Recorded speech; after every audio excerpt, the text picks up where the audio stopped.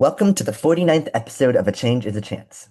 My name is Ryan Lowe, and my goal is to educate listeners, especially the youth, on the most polarizing issues in this world by interviewing different experts who can lead us into the charge for change. In recent years, we have watched perhaps the most disruptive wave of technological evolution, and most significantly, generative AI, impacting how we learn, connect, problem solve, and create across age groups. That said, public opinion on AI varies greatly. For example, as entrepreneurs have found new ways to develop and launch their ideas, artists and web designers have struggled to establish support for their continued relevance in this era of AI-enabled creation. We've seen increases in the power of social media algorithms, but also in political deepfakes, even coming from governments themselves. Now, I personally have not fully formed a black and white opinion on AI, but that's because there is no definitive answer to what AI's role should be in our future. But the ability to quickly compose presentations and emails, predict strategy and outcomes, generate infographics, or launch a startup, though it is very powerful, comes up with many costs.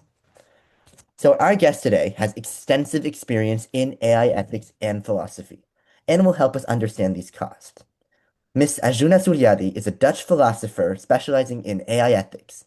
As a philosophy student, she founded the Expeditiecentrum Datasets, focused on AI's impact on human rights, and later researched discriminatory government risk profiling as a senior researcher for the Dutch State Commission Against Discrimination and Racism. Her core focus is algorithmic discrimination, how AI systems can encode bias while appearing neutral. Now she's also a prominent public speaker and media voice on AI ethics, named one of the 100 Brilliant Women in AI Ethics, a winner of the Responsible AI Leader Award, and gave a TEDx talk in Haarlem, the Netherlands. So, Ms. Suryadi, thank you so much for joining me today. Thank you so much for having me and for this kind introduction. I'm very excited to be able to speak to you on this topic, especially given how prevalent it is in society today. So, to start, in your TEDx talk, you mentioned how AI means more than just ChatGPT or large language models. So, can you help listeners understand what you mean by AI and how these algorithms and models technologically work? Yeah, sure. So I think it's important to understand that the concept of AI doesn't refer to one technology specifically. It's actually been around since 1956. That's when the term was introduced and coined by John McCarthy. And what it meant back then was something that's kind of different from what it is now. Because now, when you talk about AI, people think of ChatGPT and Gemini and all these generative AI tools. But AI also used to be like Google Maps, for example, or symbolic approaches or chess computers. So, yeah, machine learning, AI is very prevalent now. But I think it's important to take a kind of a broader look on all these different technologies that were once called AI, because you see that the risks that they bring along are kind of similar. Of course. And you talk about Google Maps and such. In what way has that evolved and changed since the recent introduction of things like generative AI? So I think Google Maps is still an example of a kind of modern form of AI, because it can automatically change routes according to like traffic stops and think of the most efficient way to get from A to B. How that has changed with generative AI, I'm not sure. I just think that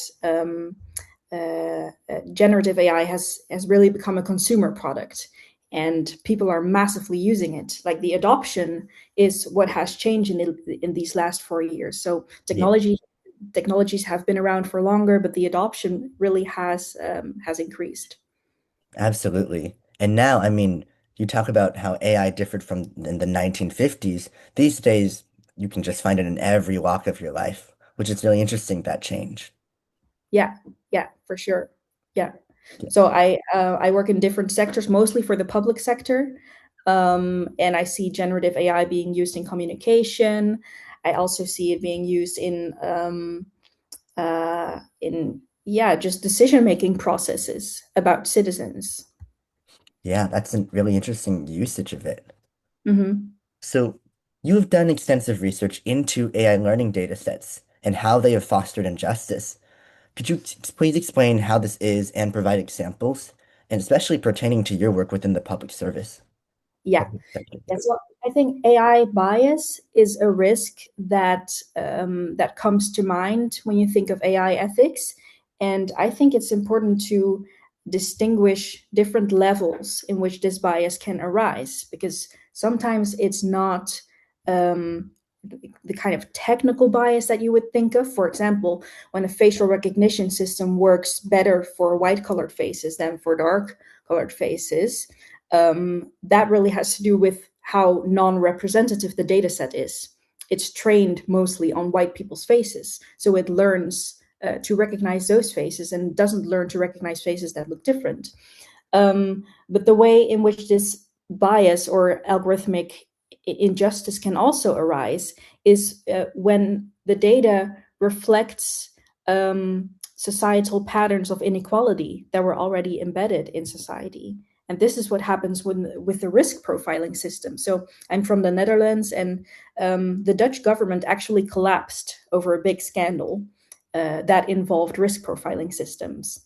And they were meant to predict fraud or like identify high risk cases of fraud, and it disproportionately targeted people with a migration background, like ethnic minorities. Um, and you see this time and time over again, that these risk profiling systems that are trained on criminal data or police data, that they are not neutral. They discriminate. Yeah, I mean, that seems like a much deeper issue as you're talking about. In what ways have different governments been able to fight against that, especially if that can be so hidden from the public? Well, um, so I'm not very optimistic about how they are fighting this. They keep using these systems, even when they know that these systems are kind of inherently discriminatory. What I think is the biggest challenge is that there are these misconceptions about AI, that it is neutral, that it is objective, or that it cannot discriminate because it doesn't have access to sensitive data. So Yeah. that's what I hear a lot. An organization says, well, our algorithm, our AI system cannot discriminate because we don't feed it data about someone's migration background or their income level or something like that. But then it does discriminate because it can correlate, it can track ethnicity via data that correlates. For example, if it knows where you live, like your zip code area or your income level or your education level, this correlates with migration background. So it can still be discriminatory. Yeah. So essentially, the AI itself is making its own biases and prejudices because of the data sets it's been using. And Yeah. you talking about how you're not optimistic about these governments fixing this, is that because there's just no incentive, or where are we finding this lack of care and this apathy for this? Yeah, so partially the misconceptions, they're just very uninformed about what AI does and how it impacts society or how it relates to these societal patterns of inequality. But there's also a lot of external pressure, this idea that that they must use AI or else they get left behind. Uh, Mm, that they must use AI for efficiency and productivity because everyone is overworked, and there's yeah, they have to save money, and they think AI will solve that for them. And yeah, it's just this efficiency thinking and techno solutionism that's in the way. yeah, it does seem that culturally that's where people are headed in terms of how they think. Yeah, yeah. So in the United States specifically, we've been having these major companies that are using these AI models and data sets like Palantir and Flock, and then these have raised big concerns over security and privacy. So how do you see these data sets and the way they've been structured as influencing kind of these issues about security? Yeah, so in the US, like you said, you have Palantir and all these big tech companies. where privacy issues are definitely a concern. I think it's not much better in Europe. So in Europe, we do have the AI Act, and I think we're more serious about our regulation and making sure that AI is responsible. But you know, it's still surveillance technology, if I may say so, because all AI systems are dependent on large amounts of data. That's data about us. That's just the conversation that we are having and the input that we give to ChatGPT or whatever, even European tools. That data is then used to make very specific profiles about us, to monitor us, and maybe even to influence and steer us. Anyway, it's surveillance, and if it's not surveillance now, can be used as such in the future. Yeah, and I feel like oftentimes the general public is less informed about that. They don't realize that they're being surveilled in this way, and therefore they're not raising emergencies about it. Yeah, yeah, they're not aware that they are actually constantly being tracked, also Yeah, by the AI tools that they are using. And what I see is that the responsibility to navigate this kind of digital space is put mostly on the individual, when I think it should be the companies that take their sure. responsibility Yeah, and the that makes government. sense. Yeah. Yeah. So going back to kind of this idea of structural inequality within AI, in your TEDx talk, you also mentioned this idea of the self-fulfilling prophecy. And I found that a very interesting term to use there. I wanted to know a little bit more about that. Yeah, sure. So there was one example of an AI system being used, although they didn't call it AI, but anyway, it was the municipality of Amsterdam, and they used a risk profiling system to predict which children would be criminals in the future, something like the movie Minority Report. And it created a list of these 400 kids, and they mostly had Moroccan names, so also discriminatory. And these kids, they were innocent, but they were treated as if they were criminals. So they got house visits and school visits from the police. And at some point, these kids started feeling worthless. Sometimes they didn't dare to go outside out of their house. And some of them started doing criminal things, like they stopped going to school, they hang out on the streets, and they meet the wrong kind of people, and they become criminals. And then it creates this illusion that the algorithm was correct when it might have been the result of the Yeah. algorithm itself. And that's the self-fulfilling prophecy, that a prediction you make can be true because you make it so. Yeah. Well, first of all, that seems like a pretty crazy thing to do to predict what children are going to be criminals in the first place. And Yeah, then, yeah, many people don't know this, but it happens a lot. no, that's kind of scary. But also, just talking about these children, I mean, you have to feel really bad for them and just kind of understand that this is just further giving credit to AI for having this power. I bet there are many instances, though, where these self-fulfilling prophecies happen, and that only bolsters the AI's reputation towards people, and it just gets to continue to use in a feedback loop.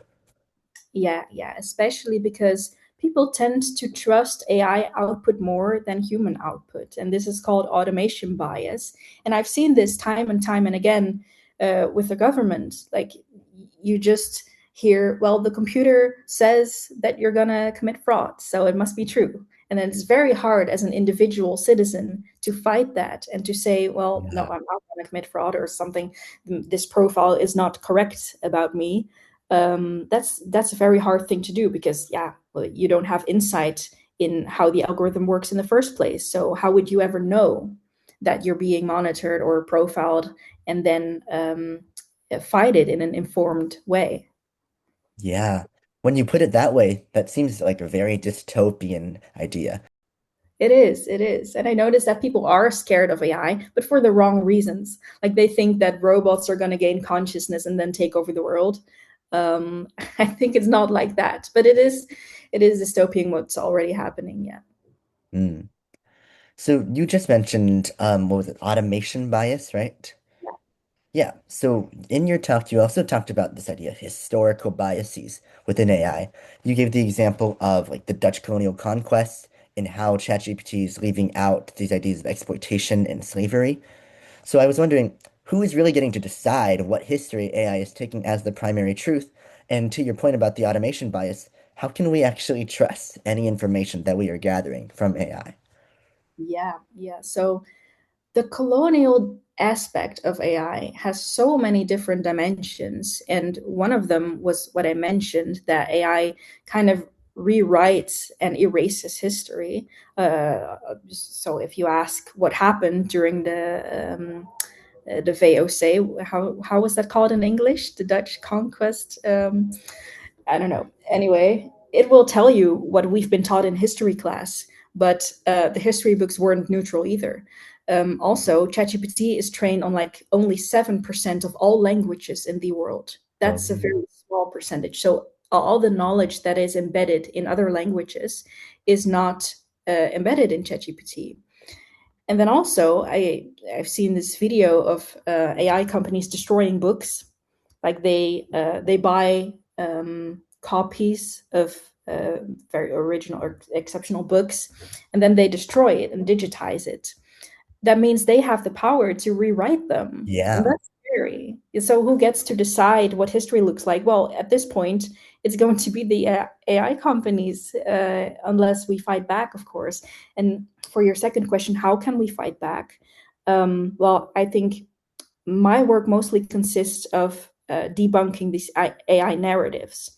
The idea that AI is a necessary thing that happens to us and it's the inevitable future. I push back on that idea because AI, in the end, is something that we humans do. Um, it's every aspect of the life cycle of AI, from the use to the data collection and training, is done by humans. So that means yeah, we can do it differently. of course.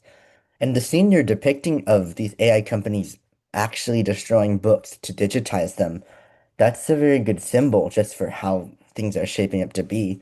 We are losing a collective truth because all of our information is starting to come from these specific companies and their products.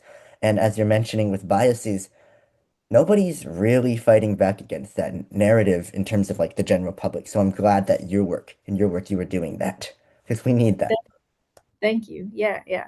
And I think there are actually lots of us who are fighting back against these harmful narratives, but they're not as prominently presented in the media. Like it's often the people that are making these crazy predictions about AGI, for example, AGI is coming in the next 3 years. Well, they get the media presence, of course. Yeah, But in the meantime, there are so many women like me, especially like Joy Bulamwini or Rua Benjamin or Emily Bender. Those are very key voices in the AI ethics debate, and they deserve to be heard more.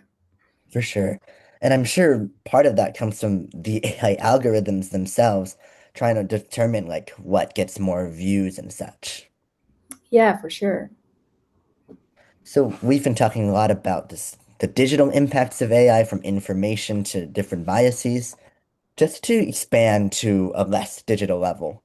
In the US, and I'm sure everywhere else, the politics around AI data centers and where to put them have raised major equity concerns, including climate justice issues and many more. How large of a problem is this globally, and what can citizens do about these developments? Yeah, so a report was published recently by the UN, which said that data centers consumed about 4.5 trillion gallon, was it liters or gallons? I'm not sure. I think liters of water That would make uh, sense. Yeah. in a single year.